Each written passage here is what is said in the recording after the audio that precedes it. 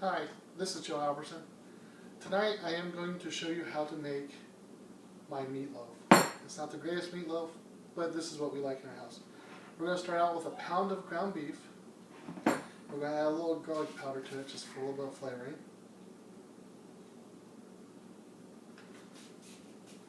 Then we're going to use 1 egg for a binder.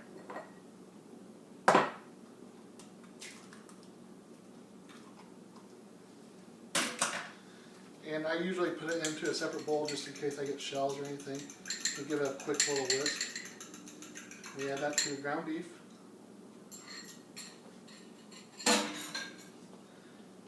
Next we add our onion packet of seasonings. My family's not real big on real onions and stuff, so we use this Lipton recipe, soup recipe, and we just mix that in there too as well. Then I add a ½ cup of regular breadcrumbs. And next we're going to add some ketchup for more flavoring.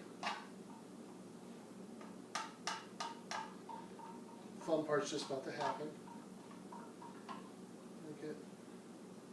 Going to use the best kitchen tools known to man or woman, that is our hands. But tonight I'm putting these gloves on so I don't make such a big mess. The key I found out to making meatloaf is to make sure everything's well incorporated into the meat, because sometimes people have been known to not mix it well and be a little bit runny in one place or a little bit dry in one place. But this usually takes a couple minutes to get it all the way through to the right consistency and make sure everything's well incorporated. Makes a nice mess. And when I start, at this point where it's starting to get incorporated, I start trying to form it into the loaf that we will, let's say it's named meatloaf, that will fit into my jelly roll pan here that I have already pre-greased with any kind of cooking spray you would like.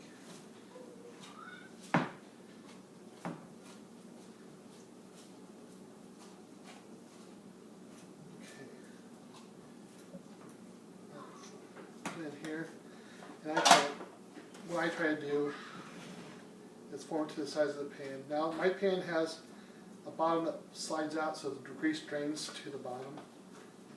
It seems to make it a little bit more lean.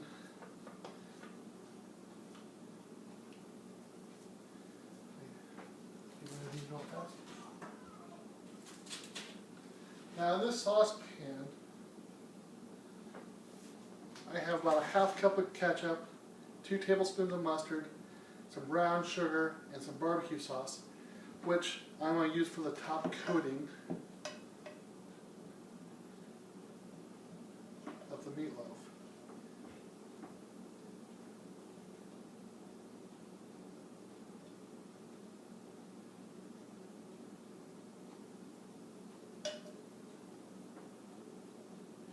It gives us this nice sweet glaze. Kind of caramelizes at the end to give it a little bit of crunch too. And I try to get it all over the meatloaf so everything has some of this topping on it.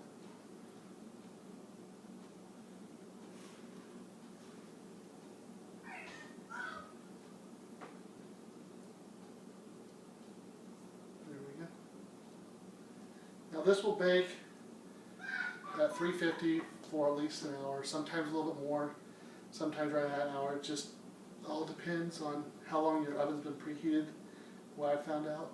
And since my oven has been preheating for a half hour now, it should take right about an hour.